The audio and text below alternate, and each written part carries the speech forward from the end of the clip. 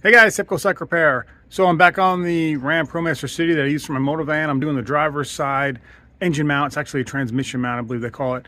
I got another video. I'll post a link up above so you can see the passenger side mount. It was pretty straightforward. We're going to do the same on this side. This side we got to take the battery and battery tray out of the way, and it should be right there underneath it. But guys, do me a favor. If you like to save money and learn how to do things on your own, please do me a favor. Hit the like button, subscribe, hit the bell for notifications. Let's get started. All right, so the tools you're going to need for this job: 10 millimeter to get the terminals, battery terminals off. I have an extension, either a really long one. I have to put these two together. You're going to need a E18.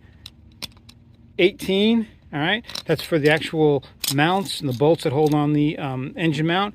You need a torque wrench. All right, I'm using this 1/2 inch torque wrench here. I got a 1/2 inch breaker bar. I got a 3/8 inch extension with a 13 millimeter. Take off all the bolts for the battery tray, and then a ratchet. Now I'm using a power ratchet here. I use power tools to speed things up, but you certainly don't need those. You can do it all by hand. All right, so let's get started. We got to get the battery out, the battery tray out, and it should be right below that. Shouldn't be too bad. This tray right here does mount to your ECU and everything here, which we can probably just move out of the way. Just take a bolt off here and just slide it out of the way so we can get this tray out. You shouldn't have to disconnect it at all, but a couple 10 millimeters on that. So let's get this battery disconnected. And these have the quick release up for the negative, so you can just squeeze it and pull this up here. So negative is off there. You are going to have to take off the plug right here to get this whole unit disconnected from the negative side. The positive side here, I'm going to take off the nut right here so that this whole unit can just come off out of the way, and that should be fine for that. All right, so with this unplugged right here, the power side, positive side off right here out of the way, we got a 13 millimeter down there that will release the strap so we can get the battery out. So let me take that off. All right, so with the battery out, we have to remove the tray. So we got 13s. There's another one up on the side right there. Sometimes you just take this out. I don't remember if this is connected or not, but let's take these all out here, these three. And then we got the 10 millimeters here for the ECU. We got one here and one down at the bottom. And that's it for that one. So let's get those out. All right, so those two 13s here, the one nut there, and we'll leave that small one in. We'll see if it's in the way or not. And then with the ECU, I just took these two 10s off, one here and one down at the bottom, and this slid out of the way. Now keep in mind that you may have a couple lines that are attached to it with brackets, like over here and over here. This tray has already been out. They replaced the engine in this, and it doesn't look like they hooked those back up. So this should come straight out, but just be mindful of that when you're pulling it out. Let me get this tray out of the way. Come on. All right, there's that. There it is. But it's just these 1, 2, 3 right there. And then we have one here and then one back behind there that we're gonna have to take that bracket off. But we have to swap this stud over. It has an Allen key and top of that, so I'll put some heat on that and swap that over. Now here's the new mount right here that we're gonna throw in.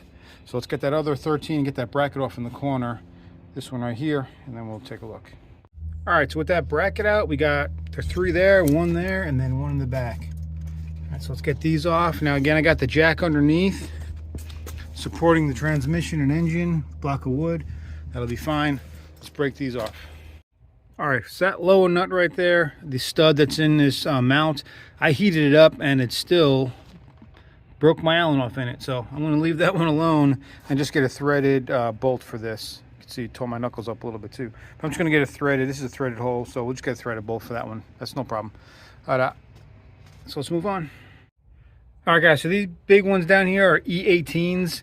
I'm using a 1/2 inch with a 1/2 inch breaker bar to break them loose. They're like 80 foot-pounds when you put them on, so they're going to be pretty tight. All right, so with that, this one is out. This one is, they said was cracked, and I guess it has a tiny crack up top. So, yeah, good thing we got a new one.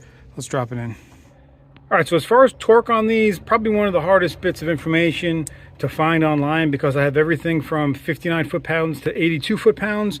So what I did with these, I put these all on at 75 foot-pounds. I'm not worried about it. If I find some other information about it, I'll jump back in here and tighten them some more, but I'm not worried about it. So here's the threaded one on the top. I got a bolt here. I believe this is a M8 by 125. I'll double check that. And that's going to be for the bottom of the battery tray. So let's get everything put back in. All right, you can see that rear bracket with the side bolt in. The bolt on the engine mount mounts perfectly, no problems there. All right, and we are all back together. I'm going to fire it up and just see how smooth it is now. I know the other mount, when I did the passenger side, that it smoothed it out a great deal. So this is it. Now there's one more mount. All right, this one here. This one is underneath, all the way in the back. You can do it from underneath. I've already done this one when I first got it. This is called, I think, the torque strut mount. All right, again, on that one, total time was about an hour. I mean, less than an hour. I was filming it, but it's really, if you have all your tools out there, it's not a hard job. It's pretty straightforward. You're just taking things off, and make sure you support the engine, and you get a 1/2-inch drive for those E18s because they're on there pretty tight. And I ended up going with 80 foot-pounds on them. I don't know. They seemed pretty tight when I took them off, and I can't find any clear information on that online. So I think 82 foot-pounds was the most I got. Closest info I got online, so I just went with 80. It's good to go. All right, so the first thing I noticed, again, this thing is way smoother, and when I put it in gear, there was no clunk. All right, back in neutral, reverse, like nothing. It just goes into gear like normal. It's not like my old shaker over here like I usually used to do. So let's take it for a drive. All right, so the biggest thing I noticed right here is that I'm sitting at a stop sign right now with it in drive, foot on the brake, and it's barely shaking. I mean, you can still feel a little bit, but before I used to put it into neutral because it drove me crazy how much it used to shake at stoplights. So this is pretty damn good. I think it did a good job. Yeah, that's definitely gonna do it. All right, guys, so that's about a $600 job. I think the mount for that side is somewhere in the area of $300, $400 or something for that mount. And I got all three mounts for, I think, $100. I'll put a link in the description.